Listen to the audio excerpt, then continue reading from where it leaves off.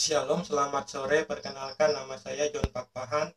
Hari ini hari Minggu, tanggal 8 Maret 2020. Pada saat ini saya akan bicara dengan tema peraturan hari Sabtu. Saya ulangi, pada saat ini saya akan bicara dengan tema peraturan hari Sabtu. Mari kita mulai.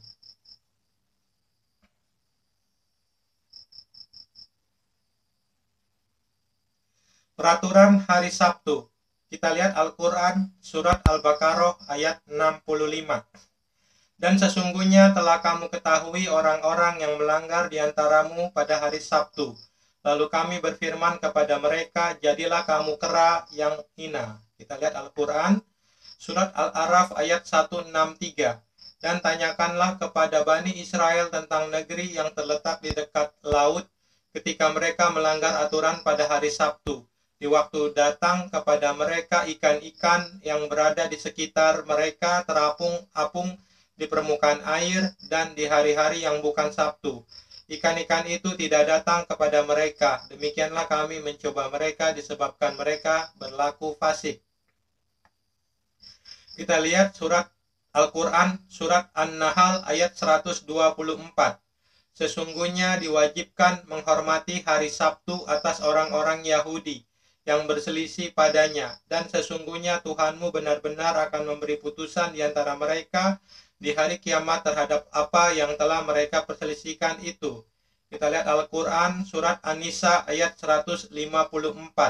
Dan telah kami angkat ke atas kepala mereka bukit Tursina untuk menerima perjanjian yang telah kami ambil dari mereka, dan kami perintahkan kepada mereka, masuklah pintu gerbang itu sambil bersujud, dan kami perintahkan pula kepada mereka, janganlah kamu melanggar peraturan mengenai hari Sabtu. Saya ulangi sekali lagi. Kami perintahkan pula kepada mereka, janganlah kamu melanggar peraturan mengenai hari Sabtu. Saya ulangi sekali lagi. Kami perintahkan pula kepada mereka, janganlah kamu melanggar peraturan mengenai hari Sabtu. Dan kami telah mengambil dari mereka perjanjian yang kokoh. Ini penjelasan saya terhadap ayat Al-Quran tentang peraturan hari Sabtu. Ini penjelasan dari saya terhadap ayat Al-Quran yang berbicara mengenai peraturan hari Sabtu. Apakah isi peraturan hari Sabtu yang diberikan Allah SWT kepada orang-orang Yahudi itu? Jawabannya tertulis dalam Al-Quran di surat apa, ayat berapa? Saya ulangi sekali lagi. Apakah isi peraturan hari Sabtu yang diberikan Allah SWT kepada orang-orang Yahudi itu? Jawabannya tertulis dalam Al-Quran di surat apa, ayat berapa? Kalau Al-Quran tidak bisa menjawab, maka terbukti dengan nyata bahwa Allah SWT itu sangat bodoh sekali. Saya ulangi sekali lagi. Kalau Al-Quran tidak bisa menjawab, maka terbukti dengan nyata bahwa Allah SWT itu sangat bodoh sekali. Saya ulangi sekali lagi. Kalau Al-Quran tidak bisa menjawab, maka terbukti dengan nyata bahwa Allah SWT itu sangat bodoh sekali. Memberikan peraturan kepada orang Yahudi tetapi tidak tahu apa isi peraturan tersebut. Kalau Allah SWT bodoh, maka Allah SWT bukanlah Tuhan yang sejati, tetapi Tuhan palsu atau makhluk lain yang menyamar sebagai Tuhan kepada Muhammad SAW. Sekarang kita lihat, apa itu peraturan hari Sabtu atau Sabat? Sabat istirahat atau berhenti bekerja dalam bahasa Ibrani, atau sabos dalam ucapan Askenazi, adalah hari istirahat setiap Sabtu. Dalam Yudaisme, hari Sabat dirayakan dari saat sebelum matahari terbenam pada hari Jumat hingga tibanya malam pada hari Sabtu. Perayaan ini dilakukan oleh banyak orang Yahudi dengan berbagai tingkat keterlibatan dalam Yudaisme. Dari kata Sabat ini diperoleh istilah Sabat dalam bahasa Inggris, Sab dalam bahasa Arab, dan Sabtu dalam bahasa Indonesia.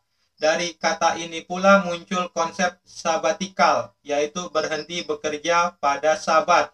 Orang Yahudi menganggap peringatan Sabat sebagai hari ketujuh setiap pekannya tidak terputus sejak ditetapkan saat Allah menciptakan alam semesta, di mana manusia diciptakan pada hari ke-6. Saya ulangi sekali lagi, orang Yahudi menganggap peringatan Sabat sebagai hari ketujuh setiap pekannya tidak terputus sejak ditetapkan saat Allah menciptakan alam semesta, di mana manusia diciptakan pada hari ke-6. Etimologi. Kata Sabat dalam bahasa Ibrani berasal dari kata kerja sabat dalam bahasa yang sama, yang secara harafiah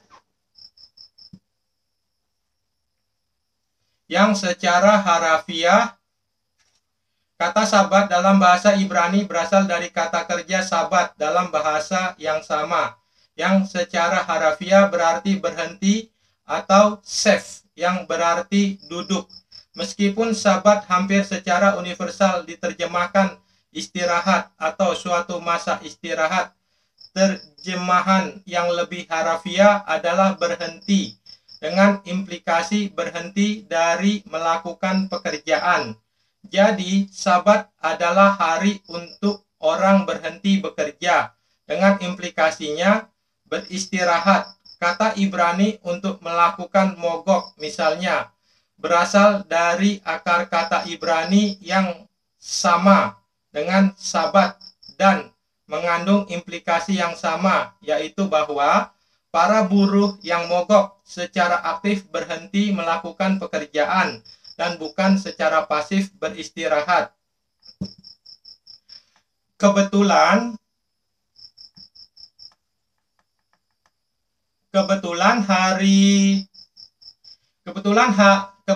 hal ini menjelaskan pertanyaan teologis yang sering diajukan tentang mengapa Allah perlu beristirahat pada hari yang ketujuh dalam penciptaan alam semesta, seperti yang dikisahkan dalam kitab Kejadian pasal 1. Bila dipahami bahwa Allah berhenti bekerja dan bukannya beristirahat dari kerjanya, penggunaan ini lebih konsisten dengan pandangan Alkitab tentang Allah yang Maha Kuasa yang tidak membutuhkan istirahat. Namun, sering diikuti terjemahan yang jauh lebih umum, yaitu Sabat sebagai istirahat. Ada kerancuan bahasa yang lazim, di mana banyak orang percaya bahwa Sabat itu berarti hari ketujuh, meskipun akar kata untuk tujuh atau sefa mirip ucapannya dengan Sabat, tulisannya berbeda. Definisi. Perayaan Sabat disebutkan beberapa kali di dalam Torah, terutama sebagai perintah keempat dari 10 perintah Allah, Keluaran 20 ayat 8-11 dan Ulangan 5 ayat 12-15. Contoh-contoh lainnya adalah Keluaran 31 ayat 12-17, Keluaran 35 ayat 2-3, Imamat 19 ayat 3, Imamat 19 ayat 30, Imamat 23 ayat 3, dan Bilangan 28 ayat 9-10 atau korban.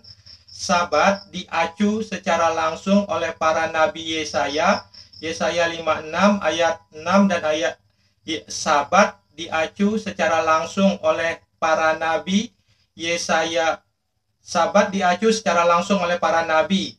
Kita lihat kitab Yesaya 56 ayat 4 dan ayat 6, dan Yehezkiel 20, Yehezkiel 22, Yehezkiel 23, dan Nehemia 9 ayat 14, selain sejumlah referensi lainnya dalam Alkitab Ibrani. Perayaan Sabat. Sabat adalah hari perayaan dan salah satu hari beribadah. Saya ulangi, perayaan Sabat. Sabat adalah hari perayaan dari salah satu hari. Saya ulangi, perayaan Sabat. Sabat adalah hari perayaan dari salah satu hari beribadah. Pada hari Sabat, orang Yahudi menyajikan makanan yang berlimpah sebanyak 3 kali setelah kebaktian di sinagog selesai pada Jumat malam, Sabtu tengah hari, dan Sabtu sore sebelum Sabat berakhir. Lebih banyak orang Yahudi yang berusaha menghadiri perayaan kebaktian di sinagog pada hari Sabat dan mungkin tidak hadir pada hari-hari lainnya. Selain hari raya Yom Kippur, karena hari itu bukanlah hari yang menyedihkan, melainkan hari raya yang besar, hari-hari puasa umum ditunda atau dimajukan sebagai sehari. Saya ulangi, selain hari raya Yom Kippur, karena hari itu bukanlah hari yang menyedihkan, melainkan hari raya yang besar, hari-hari puasa umum ditunda atau dimajukan sehari bila jatuhnya bersamaan pada hari Sabat, dan orang-orang berduka yang menjalani Shiva dari luarnya berusaha tampil biasa saja selama hari Sabat. Mereka bahkan dilarang memperlihatkan tanda-tanda kedukaan di depan umum. Saat ini, beberapa gereja di seluruh dunia yang juga merayakan dan memelihara hari Sabat pada hari Sabtu, yaitu Gereja Yesus Sejati, True Jesus Church, dan Gereja Masehi Advent, hari ke-7, Seventh-day Adventist Church. Waktu yang digunakan untuk berbakti dan merayakan hari Sabat sama dengan waktu perayaan Sabat orang Yahudi, yaitu dimulai dari Jumat malam, tepat di saat matahari terbenam, dan berakhir pada Sabtu malam, tepat di saat matahari terbenam. Kegiatan wajib. Menurut sastra rabbinik, orang Yahudi diperintahkan Allah untuk merayakan menghadiri kegiatan yang dilarang dan mengingat dengan kata-kata, pikiran, dan tindakan. Sabat kedua, tindakan ini dilambangkan oleh penyalaan 2 batang lilin pada akhir Jumat sore, tidak kurang dari 18 menit sebelum matahari tenggelam pada hari Jumat, oleh kaum perempuan Yahudi, biasanya ibu atau istri. Meskipun kebanyakan hukum Sabat bersifat melarang, hukum keempat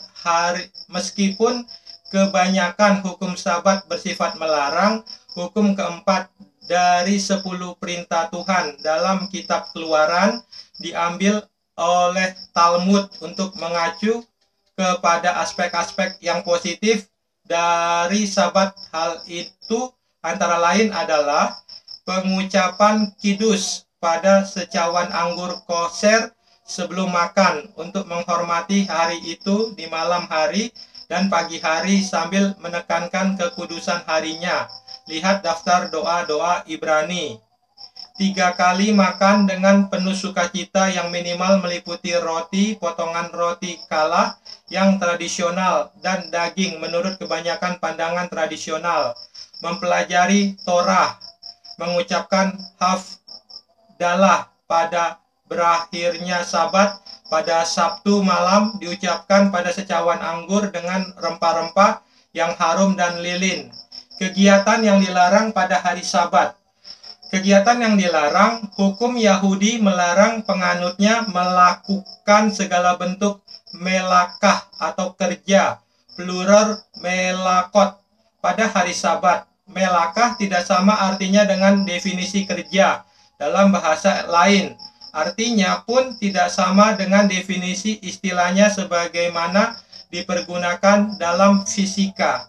Kata ini mengacu kepada 39 kategori aktivitas yang dilarang oleh Talmud dilakukan oleh orang Yahudi pada hari Sabat. Ke-39 kategori ini disimpulkan secara eksegetis berdasarkan perbandingan terhadap ayat-ayat Alkitab yang sepadan dari jenis-jenis pekerjaan yang perlu untuk membangun kemah suci. Banyak ahli agama yang telah menunjukkan bahwa semua kegiatan ini merupakan kesamaan.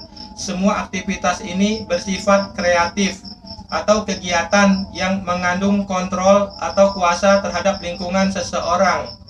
Ke-39 kegiatan yang dilarang pada hari Sabat. Ke-39 kegiatan yang dilarang pada hari Sabat berdasarkan Traktat Sabat Mishnah 7.2. Ke-39 kegiatan yang dilarang itu adalah menabur, membajak, menuai, mengikat berkas gandum, membuang sampah, menampi, memilih, mengasah, memilah, membuat adonan, membuat roti, menggunting wol, mencuci wol, memukuli wol, mewarnai wol, memintal, menenun, membuat 2 simpul, menenun 2 lembar benang, memisahkan 2 lembar benang, mengikat, melepaskan ikatan, menjahit robekan, merobek, menjerat, memotong hewan terbang, mewarnai kulit binatang, menyapu untuk mencari barang yang hilang, menandai kulit binatang, memotong kulit hingga menjadi bentuk tertentu, menulis 2 atau lebih huruf, menghapus 2 atau lebih huruf, membangun, meruntuhkan bangunan, mematikan api, menyalakan api, mematikan api, menyalakan api, memberikan sentuhan terakhir pada sebuah benda, memindahkan benda dari tempat pribadi ke tempat umum atau sejauh 4 hasta dalam batas tempat umum. Banyak orang Yahudi Ortodoks menghindari larangan membawa dengan membuat kunci mereka bagian dari ikat pinggang mereka. Kegiatan yang diizinkan pada hari Sabat. Kegiatan berikut ini dianjurkan dilakukan pada hari Sabat. Merayakan Sabat bersama-sama dengan keluarga dekat, pergi ke sinagog untuk berdoa, mengunjungi keluarga dan teman dalam jarak yang dapat dijangkau dengan berjalan kaki, menerima tamu, menyanyikan Jemirot, nyanyian-nyanyian khusus untuk makan Sabat, membaca, mempelajari dan mendiskusikan Torah dan tafsirannya, Mishnah dan Talmud, mempelajari halakha dan midrash, berhubungan seks dengan suami atau istri khususnya pada Jumat malam, menggantung prokreasi dengan sukacita Sabat, dan keduanya dianggap diperintahkan oleh Torah. Menurut para rabi reform, segala sesuatu yang menimbulkan sukacita Sabat sebagai hari yang khusus dan rohani sangat dianjurkan. Penyesuaian oleh agama lain. Ajaran Yahudi tentang Sabat diadopsi dan digunakan oleh agama-agama lain. Bapak-bapak gereja mula-mula termasuk Justinus Martir memindahkan peringatan Sabat dari hari Sabtu, hari ke-7 ke Minggu, hari pertama dalam proses pemisahan historis dan teologis dari Yudaisme. Konsep beristirahat pada hari Minggu ini digunakan hampir di seluruh dunia dan telah menjadi hari raya Kristen sekaligus hari libur sekuler.